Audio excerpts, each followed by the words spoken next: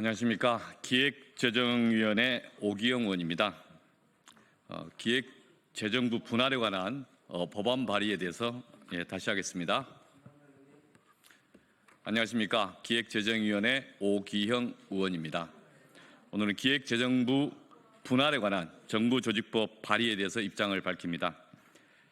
과도하게 집중된 기획재정부를 기획예산처와 재정경제부로 다시 분할하는 내용의 법안을 발의합니다.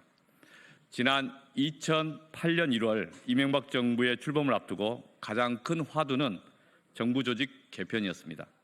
당시 인수위는 기획예산처를 재정경제부와 통합하는 방안을 제시했습니다. 그 당시 노무현 대통령은 기자회견을 열고 이렇게 말했습니다. 기획예산처가 독립하고 나서부터 문화, 환경, 노동, 인권, 복지 예산이 늘어나기 시작해서 경제 분야 예산을 넘어섰습니다.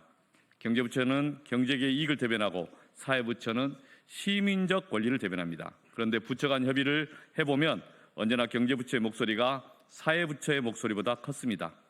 그럼에도 그동안 사회부처 예산이 계속 증액되어 온 것은 예산 기능이 경제부처로부터 독립해 있었기 때문입니다.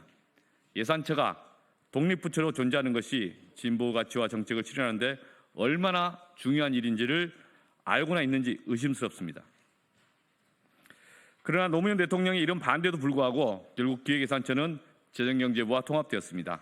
기획재정부는 그렇게 탄생해서 현재까지 존속하고 있습니다.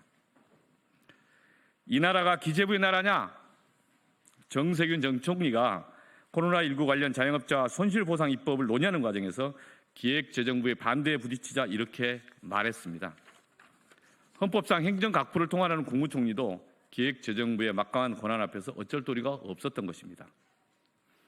이번 22대 국회에서도 기획재정부에 대한 견제와 균형이 부족하다는 것을 보여주는 사례들이 계속 나타나고 있습니다. 역대급 세수 결손이 발생했습니다.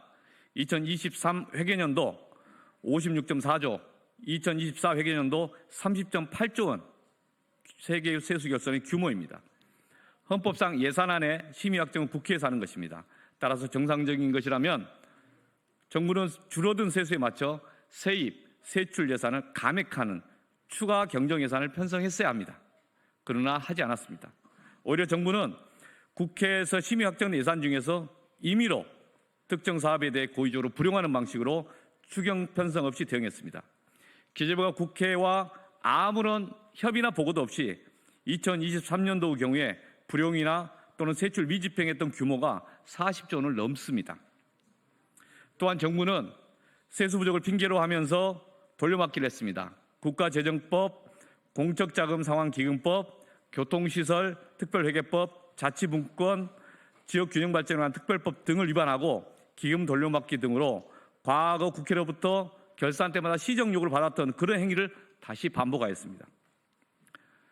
며칠 전 4월 7일 배포된 2024 회계년도 결산 관련 보도자료에 의하더라도 작년도 예산 현액 대비 24.5조 원이 집행되지 않았습니다.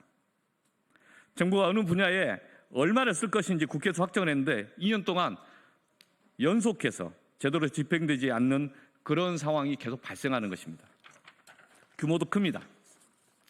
그래서 과도하게 집중된 기획재정부의 권한을 다시 참여정부 모델로 돌려놓는 내용으로 정부 조직법 개정안을 발의합니다. 예산 기능을 국무총리 소속으로 기획예산처로 이관하고 나머지 기능은 재정경제부로 수행하는 방안입니다. 이번 법안 발의에는 김남근, 김문수, 김윤, 박지원, 박지혜, 박해철, 박홍근, 복기왕, 주철현, 허성무 의원 등도 함께 참여해 주셨습니다. 기획재정부 권한에 대한 견제와 균형이 효율적으로 실효적으로 작동할 수 있도록 국회에서 정부 조직 개편 논의가 시작되기를 바랍니다. 그리고 많은 분들 함께 이 논의 속에서 기획재정부에 대한 견제와 균형 어떻게 할 것인지 대안을 제안해 주시기를 요청드립니다. 감사합니다.